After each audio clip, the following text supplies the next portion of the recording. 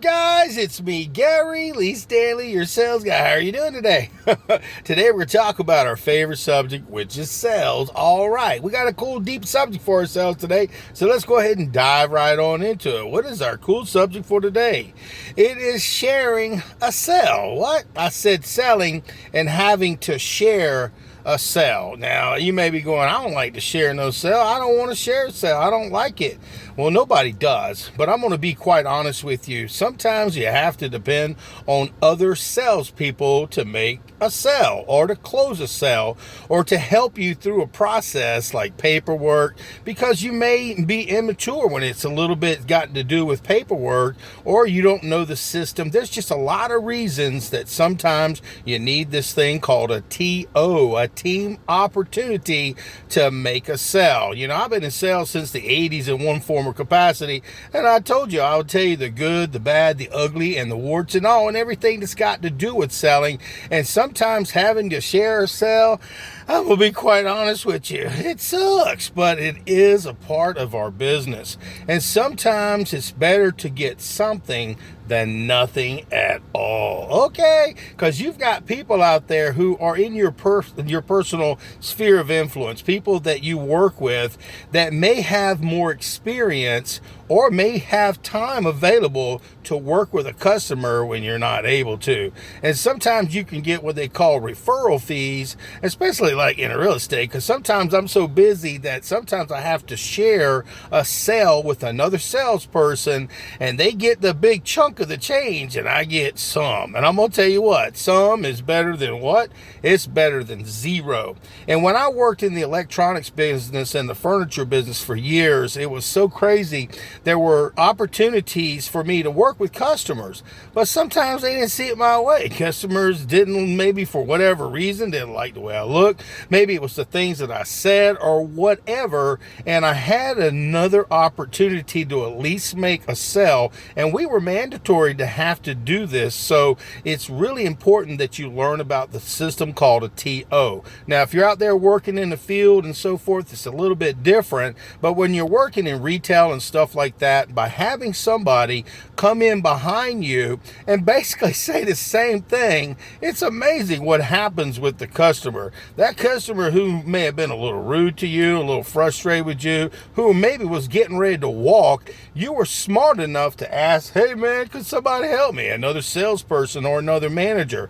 And sometimes we have to be humble. Again, it's better to get something out of a sale than what? Zero. Okay? And it kind of sucks, but you know, until you get good enough at having a selling conversation, sometimes by using that selling technique, the TO, it gives you the capability to at least close more sales. It makes you also look good to your company management, because see, they're going to say, well, why did you let them walk? You could have got somebody else maybe to answer a question. Oh no, they were just looking. Well, they were looking for a salesperson, and if they spend any quality time in your shop or wherever your location is maybe in the back of their mind they're wanting to own something. They just need somebody to give them a presentation. Now, you may be the person who gives them a perfect presentation. I've seen it for myself.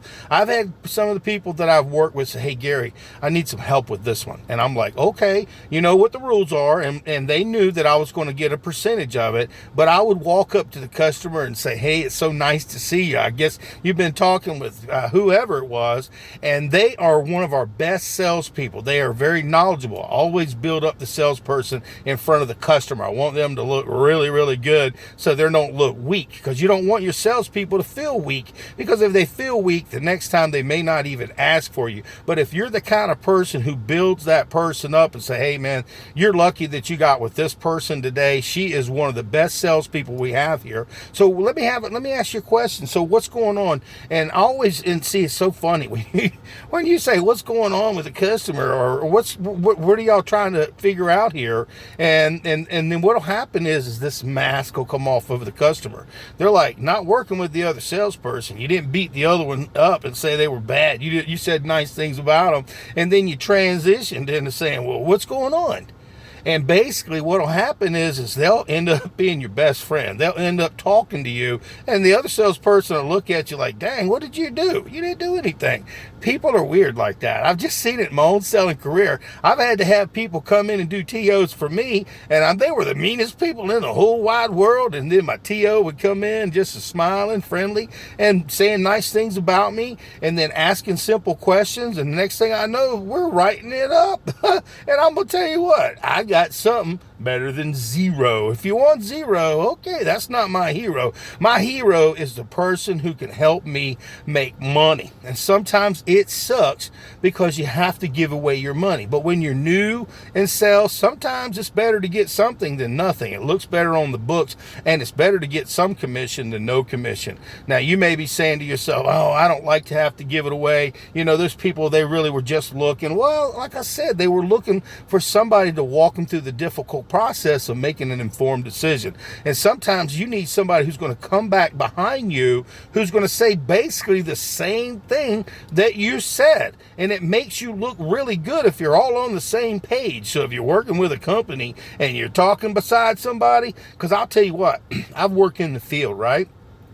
I'll be walking with a customer. I'll be talking with a customer and stuff like that, or vice versa. One of my salespeople will be talking to a customer, and it's just like, you're hitting the highlights. You've talked to them about the objections. You've overcome some objections, but they're still like, well, I don't really know. And the next thing I know, they'll say, hey, Gary, can you, maybe go over what we just shared, and then ask them about what they're interested in, and you've made yourself look important. See, sometimes it could be just another salesperson who just started the same daggone day you started, but by bringing somebody else in, not ganging up on them, don't get me wrong, and yelling at the customer, you need to buy this. No. It's all about just having a selling conversation, being introduced as a TO, because see, sometimes people don't want to ask for those TOs or that team opportunity or that person to help them because they don't want to lose any money. It's better to lose some money, even half of a deal, sometimes 75% of a deal, but you're getting 25% of something versus what?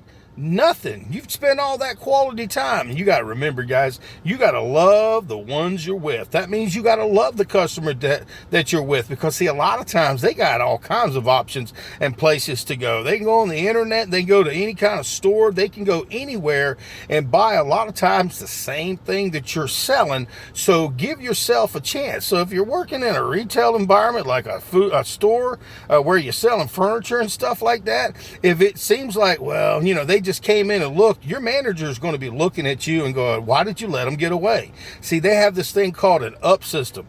And I've seen it in my own selling career where people would come into the store, they would walk out and never get a team opportunity, a TO, or talk to another salesperson or a manager. And they would say, oh, they were just looking. Man, it used to frustrate me because I used to have to wait in line to get the next sale. So I'm not getting on to you, but remember, it's better to get something than nothing. At least let somebody touch that customer, not in a physical way, but in a way where they've at least had a short little conversation with them. Maybe it was your personality, or maybe you didn't know there was something in stock, or maybe you didn't know that it came in blue, or maybe you didn't know something, and the salesperson that walked into the conversation just said, hey, we've got this, we've got that, and you go, oh crap, I didn't know that. And sometimes it's better to be humble. So when you're in a situation, when you're having somebody come behind you and do a sell for you or talk for you, don't talk over them. Let them do what they're supposed to do and just sit back and watch, okay? Now, here's the thing. If they can't close it, that doesn't mean you can't come back in and say, hey, listen, did you want to go ahead and get that? And shut up and ask for the order. A lot of times people, they're like, man, and see, remember, sharing a sale, yeah, it sucks sometimes, but when you got people who've got knowledge that you don't have, or you can't close it because of whatever particular reason, I'll always say zero is zero, but some in the pocket is money in the pocket. because it's hard to get customers. It's hard. You got to love the one you're with. You got to take care, put a big old smile on your face every day, talk to people. And sometimes you got to bring other people in to close sales. I do it all the time. It's like I need people because, see, sometimes there are things that I don't know. It's like dealing with paperwork and so forth. I sell real estate and I sell other stuff too, but the real estate stuff can be very easy for me to have conversations with people, but having people walk me through some of the paperwork and some of the frustration, because I don't know everything. I ask for what? A TO. They don't call it that. They just say, hey, you're helping me with a referral, or you're helping me be able to close the sale, and they get their percentage. I'm happy, not really, but I'm happy that at least I get something versus nothing.